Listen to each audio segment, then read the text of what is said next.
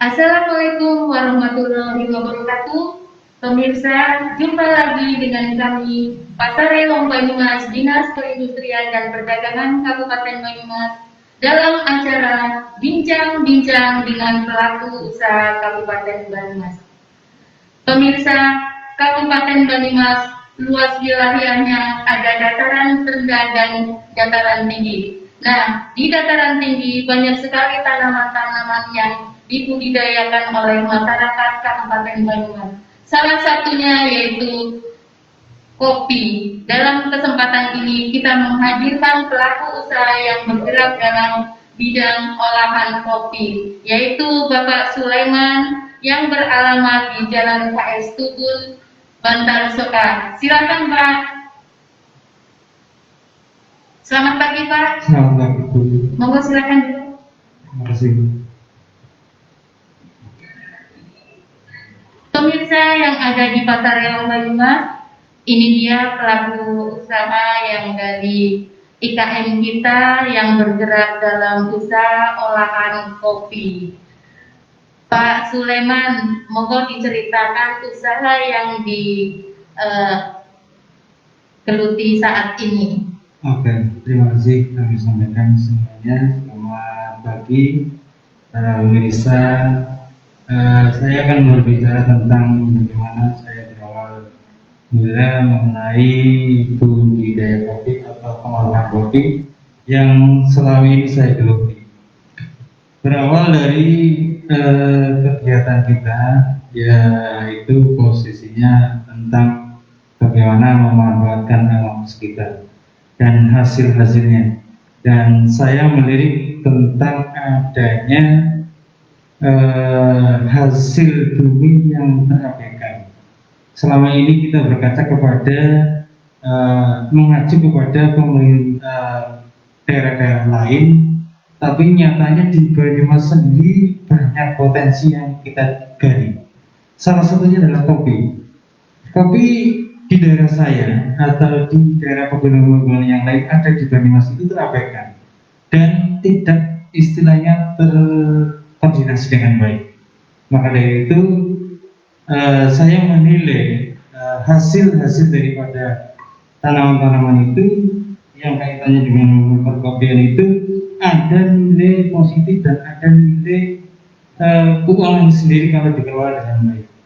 Nah, saya membina warga masyarakat bahwasanya yang selama ini tidak giat dengan ekonomi, yang akhirnya saya menyuruh mereka untuk mengelola perkebunan, mengelola pertanian. Pertanian itu bukan hanya padi dan segala macam, tapi hasil bumi kita yang terabaikan yang terpokoknya adalah kopi. Kopi itu sangat bermanfaat sekali ketika posisinya dirawat dengan baik, petiknya juga baik. Yang saya sarankan sekarang adalah kepada petani-petani kita petik merah. Nah, selama kita menjalankan edukasi itu, petik merahnya itu akan menghasilkan kopi yang cukup baik. Ini yang sudah saya kemas. Ini bentuk roastingannya seperti ini. Ini roastingan manual, pakai sangan. Ini zaman berguna sekali. Ya. Dan sekarang di era modern yang seperti ini masih ada yang peduli dengan istilahnya roastingan yang pakai sangan cakai zaman dulu, dibakar dengan bambu, Kayu bakar. kayu bakar, dibakar dengan kayu bakar. Kayu bakarnya juga saya spesialis, bukan kayu bakar sembarangan. Itu pakai kelapa kering. Itu. Oh, kelapa kering. Iya, kita manfaatkan kelapa kering untuk mensangrai kopi ini sehingga kopi ini bisa menimbulkan rasa yang lebih nikmat lagi, kayak gitu. Media sangrainya juga pakai tangan ya Bang? Iya, itu pakai sangan kan bahasa kita, bahasa Banyumasnya sangan. Oh iya. Ya, itu terbuat dari tanah liat. Bukan wajan biasa, tapi sangan itu terbuat dari tanah liat. Iya, betul sekali. Jadi kalau untuk menyangrai kopi, aromanya lebih kuat ya Pak ya? Iya, itu lebih kuat dan lebih dominan saya, sehingga ketika posisi menyangrai itu bisa dikatakan satu kampung bau semuanya. Itu. Sejak kapan usaha Pak Soleman didirikan? Saya merintis dari 2017 karena posisinya saya keprihatinan kepada ekonomi masyarakat. Di situ, mohon maaf saya ceritakan, banyak yang tadi saya utarakan di awal, kurang memahaminya masyarakat dari hasil bumi kita sendiri, kayak gitu loh. Inti poinnya, bagaimana cara kita mencari uang tapi tidak hutang-hutang. Nah, dengan memanfaatkan lahan-lahan yang seperti itu, terus kopi-kopi yang dibudidayakan, yang akhirnya alhamdulillah di tahun 2020 ini saya mengumpulkan dari hasil panennya itu green bean-nya. Itu green bean itu posisinya kopi yang sudah jadi biji. Seperti ini. Ini green bean. Ini green bean robusta. Ini kopi Jawa. Nah, jenisnya robusta tapi kopi Jawa. iya. Nah, kalau kita mau mengangkat nama ini menjadi nama Banyumanisco. Ini kopinya kita, kayak gitu loh. Nah, kalau di Latinnya itu Javanica, kayak gitu. Nah, ini kayak gitu. Nah, ini kalau orang Jawa mengatakan ini kopi Prica. Kopi Prica itu kopinya kecil, kayak gitu. Iya. Kopi Jawa tapi kopinya kecil. Untuk robusta untuk rasa kan pahit ya. Tergantung dominannya, Bu. Tergantung lokasi penanaman. Satu seperti ini, saya bisa berterangkan seperti ini. Kalau robusta itu bisa ditanam di mana saja, di ketinggian berapapun bisa tanam, bisa begini. Cuman posisinya, kalau masalah rasa itu disampaikan. Di sini saya bisa mengatakan saya belum ahli benar, tapi saya bisa mengutarakan bahwasanya kepengen rasa pahit itu roastingannya dark, hitam sekali. Kalau pengen agak terlalu pahit berarti medium itu bisa dikatakan seperti itu. Nah, kalau yang satunya lagi Arabica itu kecenderungan pahit, kayak gitu. Ada asam-asamnya. Ada asamnya Iya. kalau Arabica. Berarti yang Bapak kelola ada dua jenis ya, Yeah. Arabica dan Robusta. Betul. Untuk wilayah tanam di mana Pak? Kalau wilayah tanam itu sembarangan di lahan-lahan pekarangan masyarakat sekitar yang kaitannya yang tadinya tidak terawat sekarang alhamdulillah terawat, dan saya edukasi sudah lama sekali, sudah 1 tahun ini. Yang 1 tahun yang lalu saya edukasi dan alhamdulillah saya menghasilkan yang luar biasa. Dan 2021 ton untuk green-nya, dan itu sudah petik merah dengan harga yang cukup luar biasa. Untuk biasanya kalau tanaman itu untuk pengaruh rasa juga berdasarkan wilayah Pak, jenis tanah yang ditanam. Nah, umpama wilayah pesisir ini pegunungan Gunung Slamet sama di daerah mungkin Sumpil beda Pak, karena jenis kandungan mineral dari tanah itu beda-beda. Mungkin ada yang membedakan apa enggak? Iya. Kalau masalah jenis kopi itu, kalau yang saya ketahui itu posisinya terkait dengan ketinggian juga. Tekstur tanah juga mempengaruhi. Karena semakin tinggi dataran kita untuk tanaman kopi itu akan semakin baik. Apalagi di pesisir pantai. Nah, gimana sih saya bisa mengatakan kopi di pesisir pantai itu lebih nikmat? Karena posisinya terkontaminasi dengan air lautnya itu sendiri. Ada rasa asinnya ya Pak ya, NaCl-nya lebih banyak ya. Kayaknya sih seperti itu. Kadar garamnya lebih banyak. Dan hamanya juga tidak ada, kayak gitu. Untuk masa panen berapa lama panen untuk kopinya. Mungkin ada batasan-batasan umur berapa yang pas untuk dipanen. Iya. Kalau untuk kopi itu posisinya 1 tahun sekali. Jadi musimnya itu 1 tahun sekali. Tapi kalau yang di luar Jawa itu sudah menjadi hutan kopi. Yang menjadi hutan kopi itu bisa panen 1 tahun 2 kali. Itu yang menjadi nilai ekonomi plus.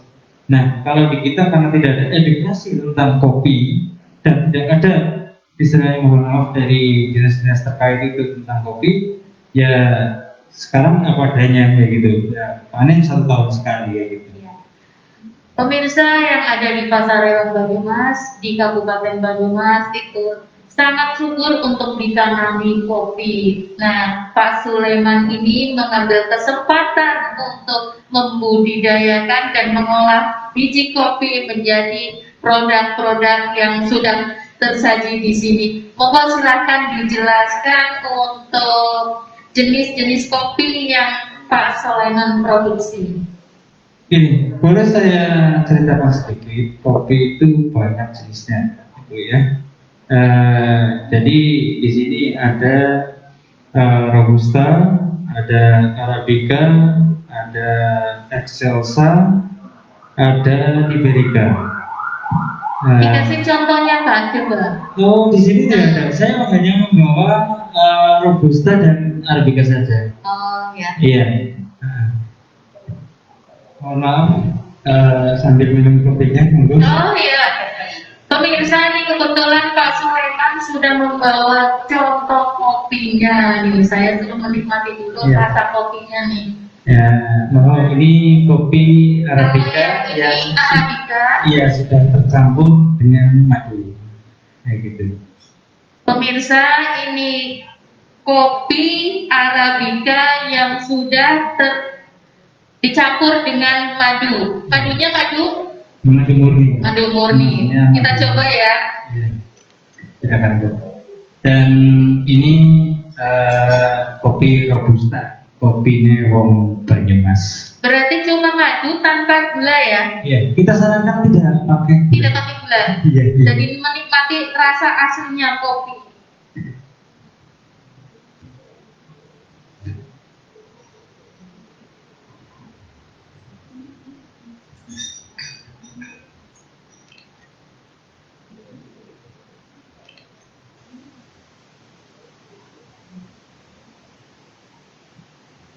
Bagaimana itu rasanya? Pahit, sepet, legi. Pemirsa, rasanya kopinya ngopi banget. Terasa banget rasa kopinya. Untuk kekeringan, kekeringan dari biji kopinya pas banget. Meskipun ini dicampur dengan madu, tapi rasa manis dari madu nggak begitu kelihatan. Yang kelihatan rasa kopinya tajam banget. Terima kasih. Nah, ini perlu Bapak Ibu ketahui, bisa ketahui bahwasanya ini saya biasanya mendominasikan mencanangkan tidak pakai gula, pakai gula pasir maksud saya itu.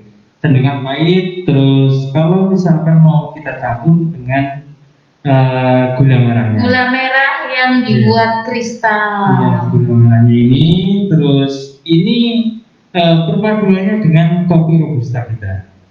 Nah, kalau untuk jenis Arabica biasanya kita perpadukan dengan Arabica, karena gitu.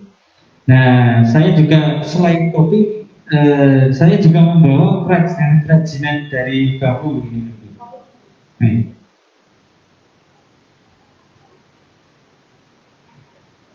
Untuk pemasaran Pak, pemasaran yang Pak Sulaiman lakukan itu jual kopi yang sudah disangrai apa yang butiran kopi yang belum matang Pak?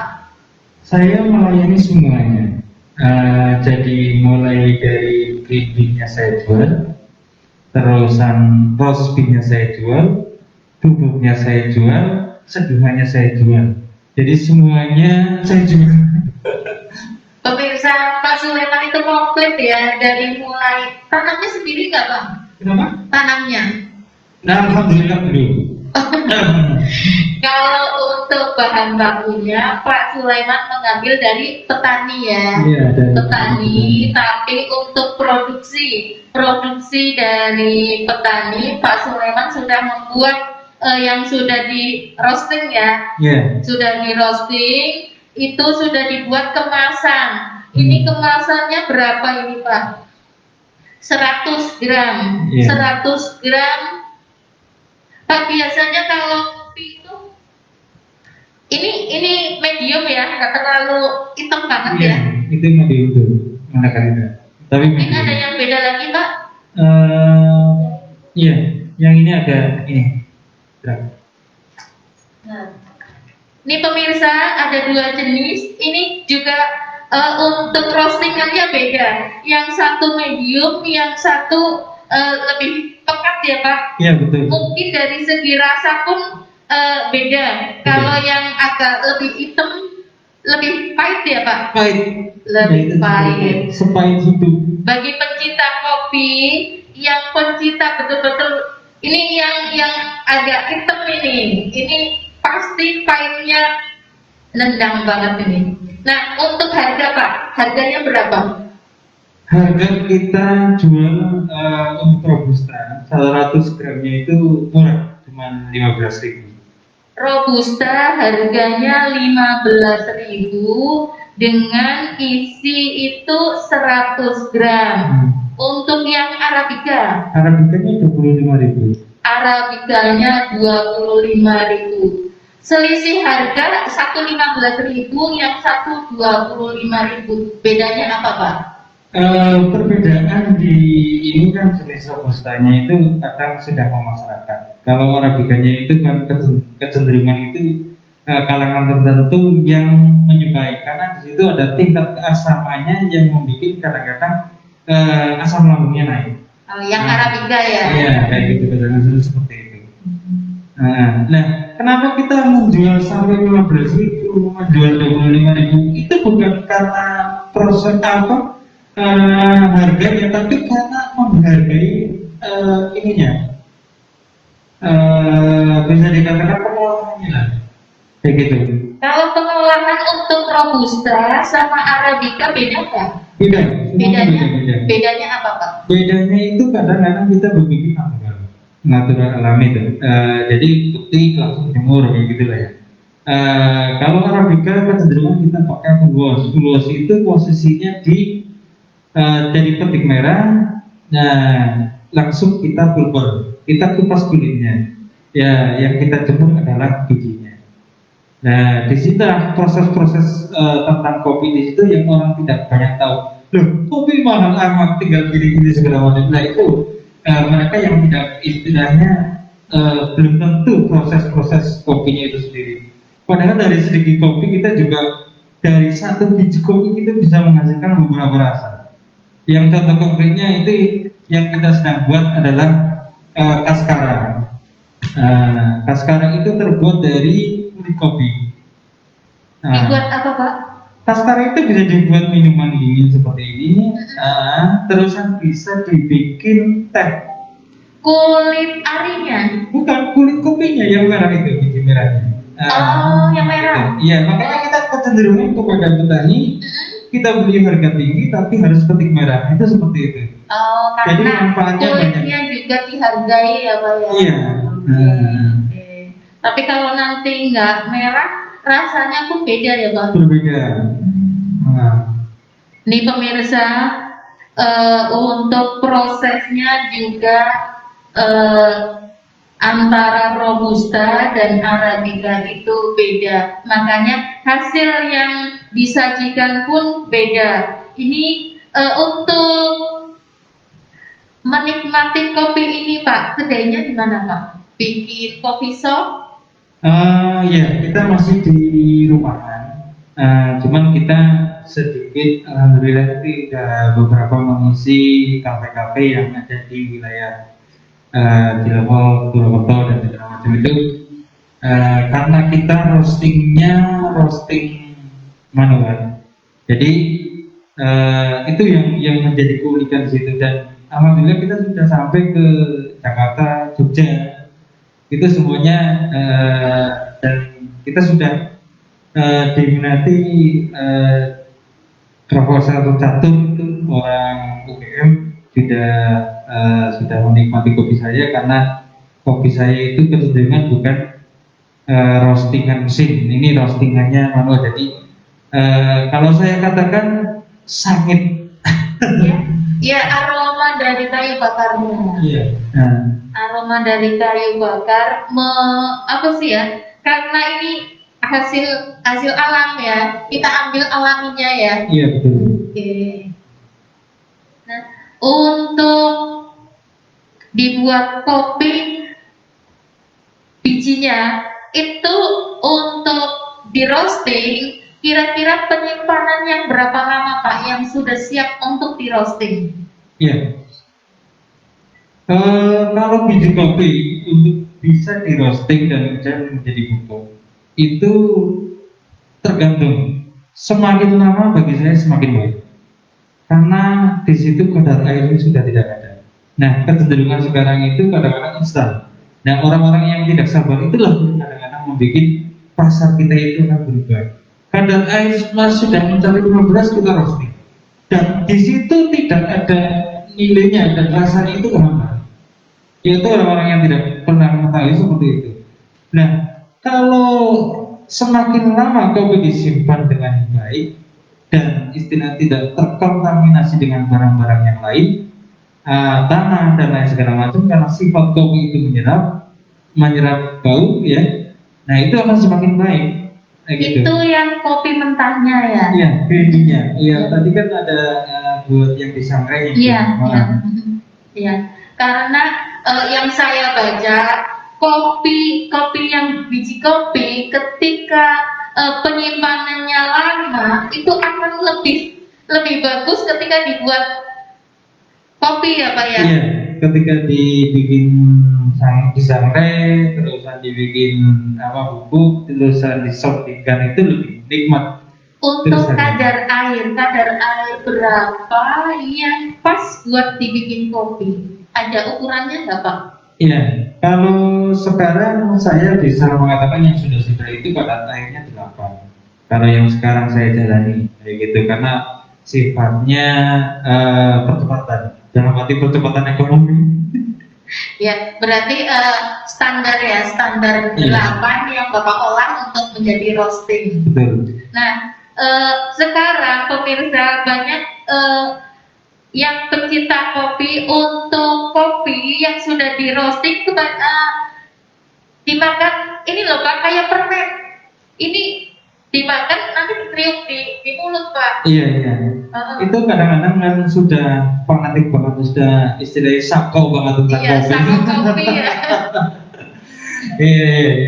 Nah, itu memang. Nah, ini yang banyak orang tidak ketahui, bahwa ternyata kopi itu harus hitam. Iya kan? Nah, padahal kopi Arabica kalau misalkan biji seperti ini yang sudah menjadi roasting, kita pecah sedikit saja pakai sendok atau apa, kita tuang air panas, itu rasa kopi Arabica yang keluar dan cenderung tidak hitam, jadi kayak air teh gitu. Oh iya, ini tadi pemirsa, saya tadi kan udah nyobain kopinya. Kalau dulu saya minum kopinya Mbak itu, ini loh, ampasnya banyak yang di mulut ya. Ini enggak, itu bedanya apa? Nah, ini sama, karena ini ini pembubukannya itu kita pakai lumpang. Lumpang itu tahu kan lumpangnya. Nah, yang ditumbuk itu. Nah, kita ayak. Nah, ini kasar, nggak terlalu lembut. Kita nggak, alhamdulillah kita nggak pakai mesin, nggak terkontaminasi dengan mesin gitu. Nggak ada residunya. Nggak ada. Ampasnya ada nggak? Ampasnya ada, karena kita pakai kalong ayaknya itu. Oh iya. Gitu. Soalnya kalau dulu ya, itu ketika diaduk kayak gini, ini di pinggir-pinggir itu banyak kopi-kopi yang serbukan itu kecil-kecil Pak. Ini kan enggak. Oh iya, boleh saya jelaskan ini ya. Ini bersih nih, nggak ada ampasnya. Oh iya. Ya, kalau orang-orang kita dulu itu bikin kopinya itu bisa dikatakan tubruk. Nah, ini Numas kan ada itu kopi tubruk. Nah, itu posisinya itu memang kopi bumbu kopi langsung disiram air panas. Kan itu? Langsung ya. Iya. Nah, kalau ini karena tidak ada ampasnya, kita memang sudah saring. Kita sudah bersihkan dengan ampasnya supaya bisa menikmati, karena ini buat sounding, jadi saya malu kalau misalnya banyak ampasnya. Kayak gitu ya. Oh, berarti untuk penyajiannya pemirsa itu ada beberapa jenis ya untuk penyajian kopi ya. Ada yang langsung dituang. Kalau ini yang tadi saya coba itu sudah disaring, jadi tidak ada ampasnya. Yeah. Tapi bagi pemirsa yang fanatik dengan kopi, biasanya malah senang yang tubruk ya Pak ya? Iya benar, karena tubruk itu istilahnya kalau itu nggak sabaran sudah tubruk saja lah kayak gitu.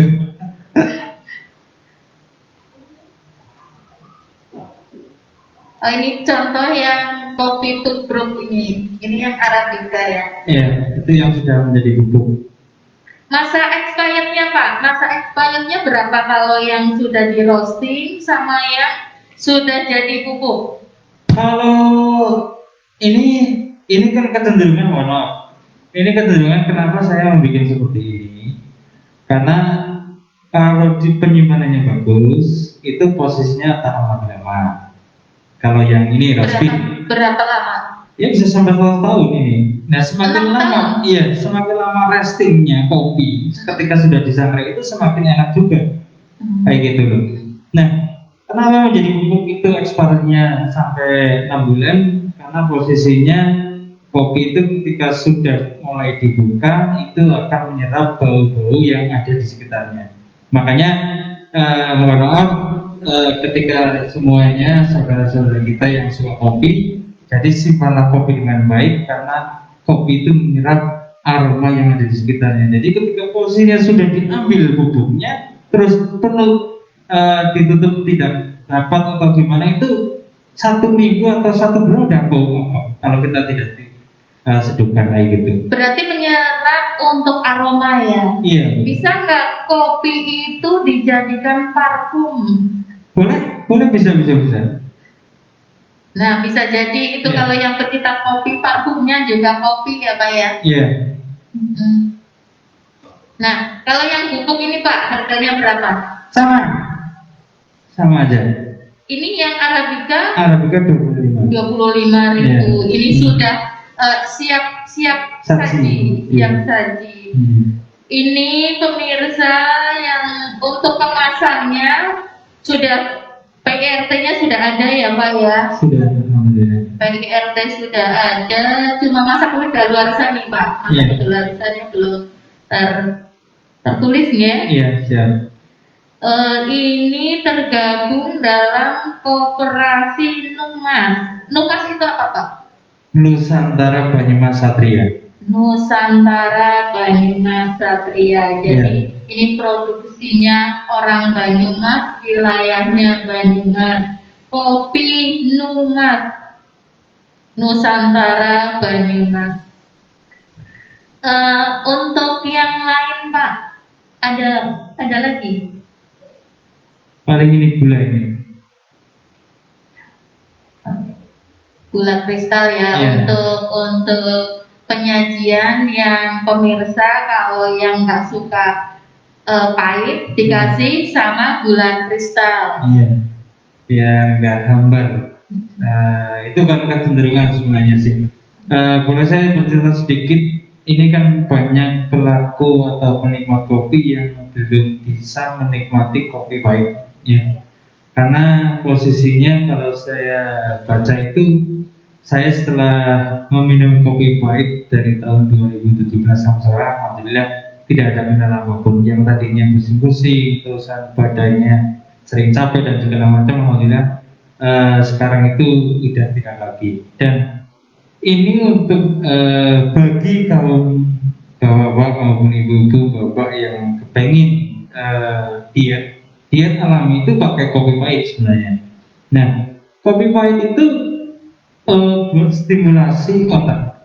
Kalau di kesehatan saya baca itu karena posisinya untuk pemacu jantung karena kopi pahit itu mengandung kafein yang cukup tinggi. Satu gelasnya bisa sampai 1.000 katanya itu. Pemacu jantung. Iya. Yeah.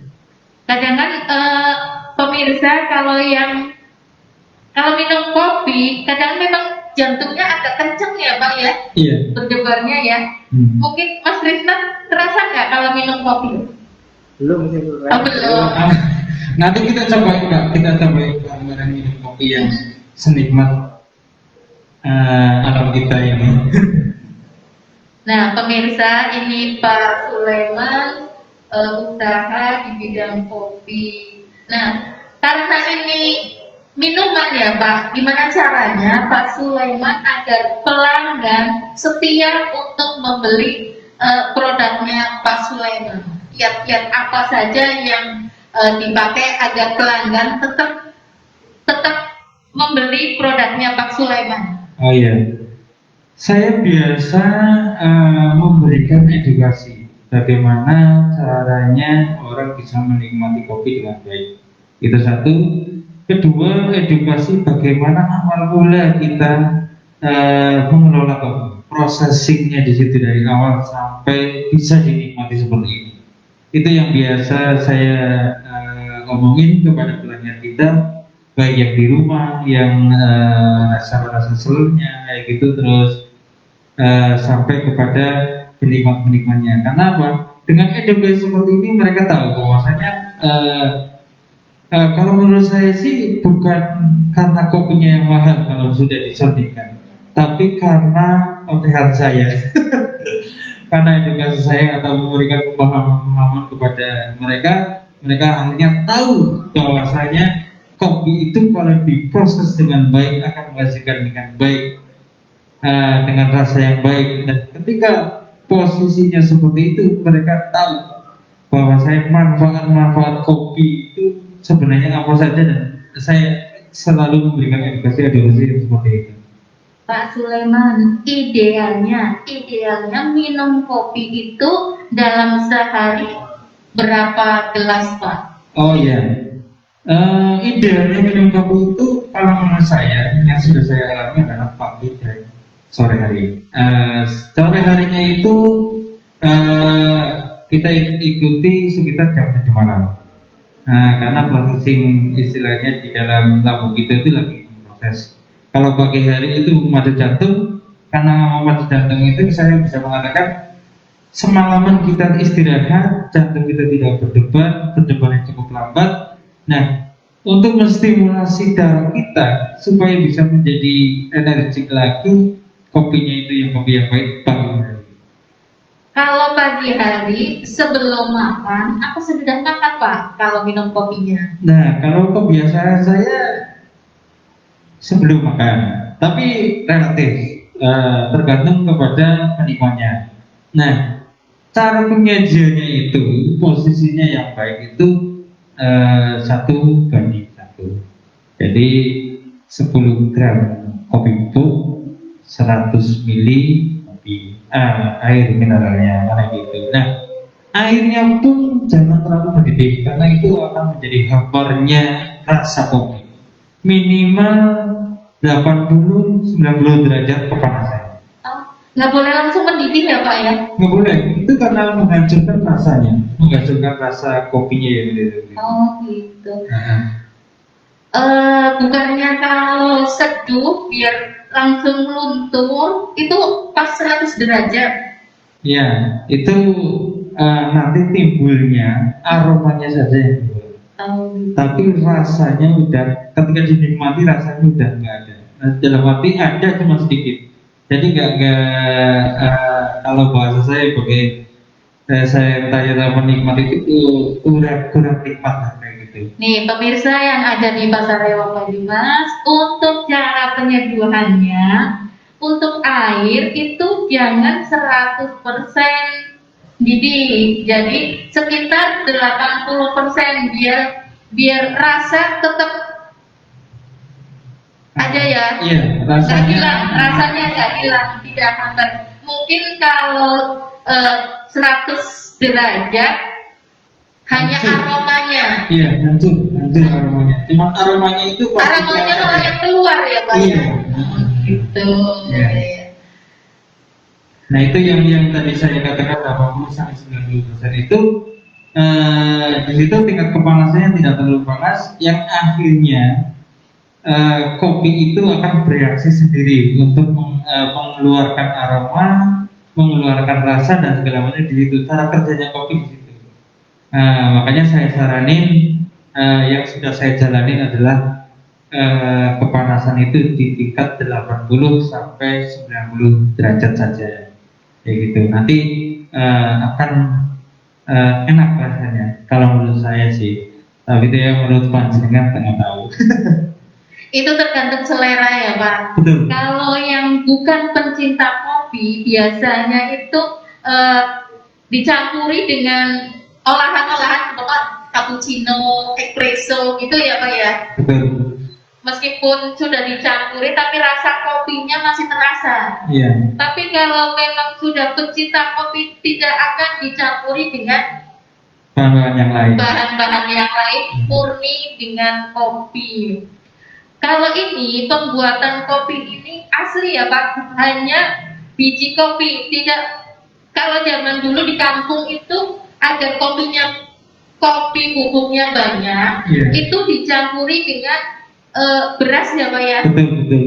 Itu mungkin juga membedakan rasa. Ya, karena ceritanya seperti ini. Saya berbicara sedikit tentang review saya dengan orang tua dulu. Bahwasanya zaman dahulu itu memang kesulitan makan ya. Nah, karena kesulitan makan, mereka mencampur kopi untuk kekuatan dan berasnya itu untuk mengenyangkan perut. Itu seperti itu. Itu alasannya seperti itu sebenarnya itu. Jadi cukup dengan minum kopi, di situ sudah ada kandungan kopi dan kandungan dari karbohidrat ya, Iya, dari berasnya. Jadi satu kali minum sudah bisa mengenyangkan sampai siang ya Pak ya. Iya, betul. Nah, kalau zaman sekarang para penikmat kopi tahunya kopinya yang seperti ini, karena jelas-jelas oh ya benar ini benar-benar murni karena gitu. Iya. Murni dari biji kopi. Iya. Istilahnya spesial khusus kopi. Kalau dicampur itu seperti dokter itu dokter umum ya. Iya. Kalau ini kan dokter spesialis kopi. Betul. Nah, untuk pemasaran Pak, pemasarannya kemana aja? Saya tadi sudah membicarakan lokalnya sudah, karena edukasinya ini juga cukup berat sekali karena di tingkat kita karena harganya mahal, kedua posisinya di lingkungan Kabupaten Banyumas ke kafe-kafe kecil gitu. Terus untuk pemasaran kopi kita yang paling cepat itu ke Jakarta, karena di Jakarta itu posisinya memang penggemar kopi terus sasetan ya. Nah sasetan itu posisinya 1.000 sudah bisa minum kopi, kan biasanya seperti itu. Loh ini harus 15.000. Tapi ketika saya memberikan edukasi seperti itu, alhamdulillah kayak gitu, cepat sekali. Satu cangkir ini dihargai berapa Pak? Kalau satu cangkir kita biasanya untuk Arabica 10.000. Iya, kalau robustanya cuma 5.000. Pemirsa, harganya satu cangkir itu yang Arabica 10.000, yang Robusta 5.000. Sangat tidak terlalu mahal. Kita bandingkan kopi yang ada di Starbucks. Padahal Starbucks itu kopinya dari Indonesia yang mulai dari Indiso. Itu. Jadi pemirsa yang ada di Pasar Rebung Banyumas, Pak Sulaiman memang istilahnya menguri-uri produk-produk alam yang ada di Kabupaten Banyumas, yaitu kopi Arabica dan Robusta. Pak Sulaiman, yang membedakan kopinya Pak Sulaiman dengan kopi-kopi yang di luar sana apa Pak? Ya, kopi-kopi yang di luar sana itu saya tidak akan membicarakan. Yang jelas kopi saya adalah kopi murni dari petani sendiri. Saya tahu proses pemetikannya, kadang saya juga memetik sendiri. Nah, itu yang menjadi kebanggaan saya. Nah, itulah saya bisa mengatakan seperti ini karena saya mengelola kayak gitu, memprosesing, memetik itu proses-prosesnya itu seperti itu. Jadi kalau yang di luar sana itu, mohon maaf, bisa impor dari daerah lain atau istilahnya dari luar Jawa sekalipun kayak gitu. Nah, saya itu bertujuan membudayakan adalah membudayakan kopi kita sendiri kayak gitu loh. Mengenalkan hasil bumi dari Kabupaten Banyumas. Betul sekali. Nah, Jadi bagi pencinta kopi mungkin aroma atau rasa kopi itu dari masing-masing wilayah itu beda-beda. Itu yang pecinta kopi pasti tahu gimana rasanya kopi Banyumas, kopi Banjar, kopi Lampung mungkin beda-beda. Nah, pecinta kopi tolong ini diperhatikan nih, kopinya kopi Banyumas rasanya beda. Ada aroma pegunungan, dataran tinggi. Di dataran tinggi ya kebanyakan apa Bapak?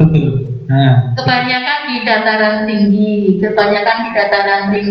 Kabupaten Banyumas, karena di wilayah Kabupaten Banyumas itu dataran tingginya sebelah utara Gunung Slamet ya. Terus yang sebelah barat itu pegunungan, banyak pegunungan.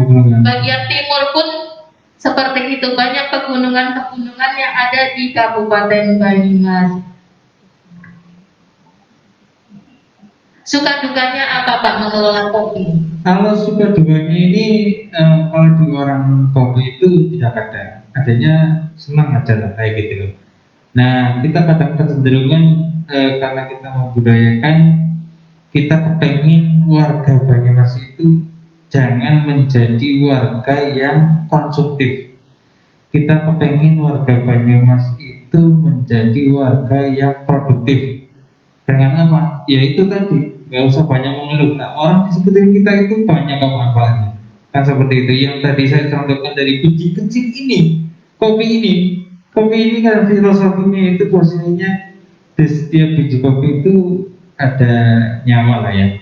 Nah, setiap nyawa itu selalu bermakna. Nah, ininya kopinya di situ. Jadi dari satu biji kecil itu beribu-ribu makna bagi saya itu. Ada bisa tadi yang bisa saya rasakan itu kan ada rasa kecut, asam ya, itu pahit dan segala macam. Dari situ kan kecenderungan situ. Seni minum kopinya yang ada ya Pak ya. Betul. Pemirsa yang ada di Pasar Rewang Banyumas, untuk rasa yang ada di Kabupaten Banyumas, kopinya itu beda-beda, tergantung lokasi. Jadi bagi pencinta kopi bisa menikmati kopinya Numas. Nomor teleponnya Pak bisa di-share di Pasar Rewang Banyumas. Oke. Nomor telepon saya itu di koperasi itu tapi tradisi itu ada ya. Oh ya, ini nomor telepon yang bisa dihubungi yaitu 0811 2999 756. Itu pemirsa yang ingin kontak langsung dengan Pak Sulaiman bisa menghubungi Pak Sulaiman via telepon. Bisa juga email ke emailnya koperasi ya Pak, koperasi Numas, yaitu numas.koperasi@gmail.com. Untuk produksinya Pak, 2 ton? Iya. 2 ton dalam satu tahun. Memang sudah luar biasa pemirsa. Nah, pemirsa yang ada di Pasar Rewang Banyumas, selain Pak Sulaiman mengolah biji kopi, juga menyediakan gula kristal. Kalau segini berapa Pak? Itu sangat murah sekali, itu hanya 10.000. 10.000 100 gram. 100 gram. Nah, pemirsa, di sini juga ada madu dari koperasi Nyungas. Madunya madu mana ini, Pak? Itu madu melifera. Madu melifera namanya. Oh ya, bisa dijelaskan Pak untuk madunya? Oh iya, saya sedikit menceritakan tentang madu melifera ini. Madu melifera ini madu yang posisinya itu di aman atau di gembala ya. Jadi misalkan di daerah Banyumas itu posisinya di perkebunan kopi itu lagi berbunga, kita bawa madu kumbangnya ke situ. Dalam satu periode nanti akan menghasilkan madu yang seperti ini. Terus besoknya lagi, karena ini lagi musim radu, kembang radu. Nah, kita juga bawa ke situ. Jadi madu melifera ini tidak cenderung kepada satu rasa, satu aroma, tapi berbagai rasa. Itu madu melifera. Madunya lebahnya lebah pengembara ya. Betul, ya seperti itu. Bisa dibawa ketika pohon kopinya berbunga. Ya. Ketika pohon kopinya tidak berbunga, dipindah ke pohon randu. Betul. Jadi untuk rasa madu setiap kali produksinya beda-beda ya. Betul. Ada madu aroma atau rasa Pak? Aroma ya. Dirasa juga beda. Boleh dicoba, boleh. Nanti dibuka. Ini bisa aromanya atau rasanya madu bunga kopi dan madu aroma buah randu. Iya. Kalau pas lagi musim rambutan Pak, di bawah pohon rambutan ya. Karena itu tidak berbunga dan tidak ada putiknya, mungkin nggak bisa ya. Tapi itu ya. Iya, itu berarti yang ada putiknya ya. Betul. Yang di dalamnya ada apa sih ya? Rasa manis ya Pak ya, putiknya ya. Iya. Biasanya kalau dulu kecil itu bunga disedotin ya, Mas Krisna. Suka dukanya Pak? Suka dukanya apa Pak? Tadi sudah saya jelaskan, suka dukanya kita selalu suka memberikan edukasi, memberikan kopi kepada orang lain. Terus dukanya kadang-kadang kita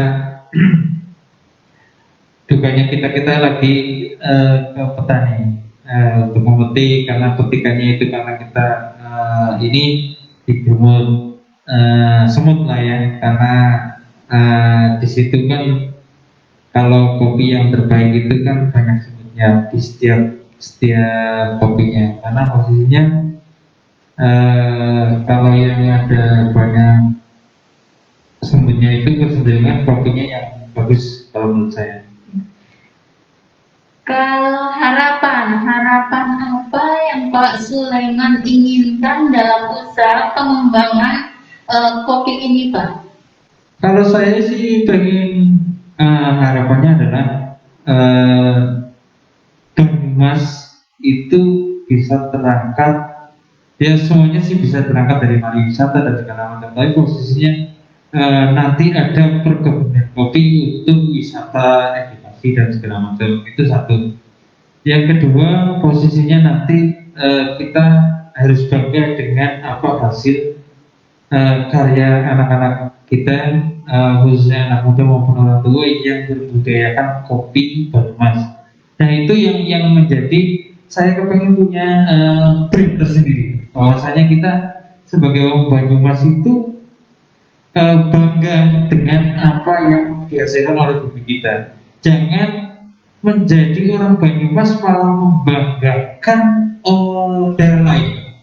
Misalkan seperti ini, saya berjalan sedikit. Saya sering dicemooh sama orang lain bahwasanya saya menyondingkan kopi robusta, tapi mereka mencemooh ketika posisinya kayak enakan kopinya Temanggung. Nah itu saya tidak mau. Nah maunya walaupun kopi terpapung, kopi apa segala macam, kalau di Banyumas ya ini kopi Banyumas kan kayak gitu, maksud saya seperti itu. Nah, jadi harus bisa membanggakan diri sendiri, jangan membanggakan diri orang lain.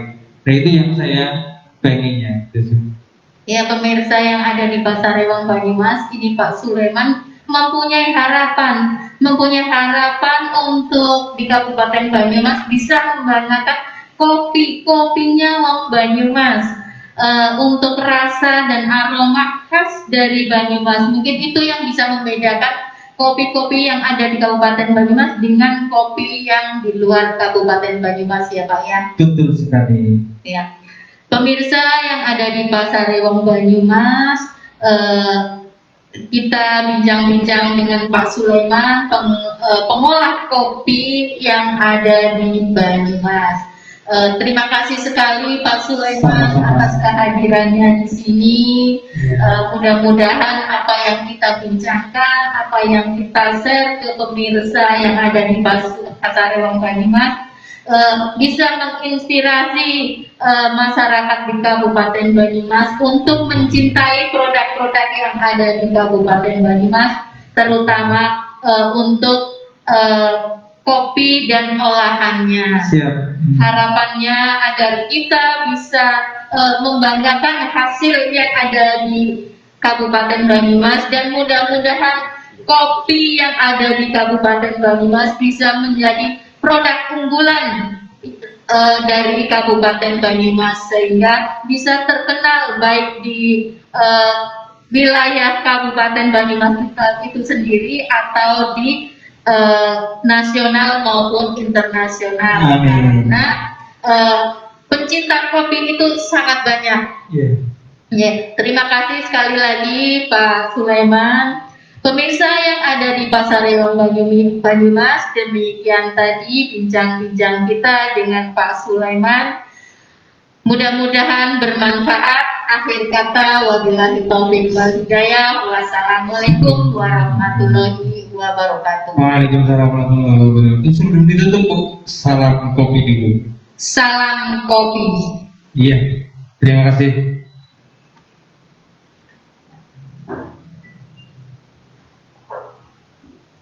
Ya.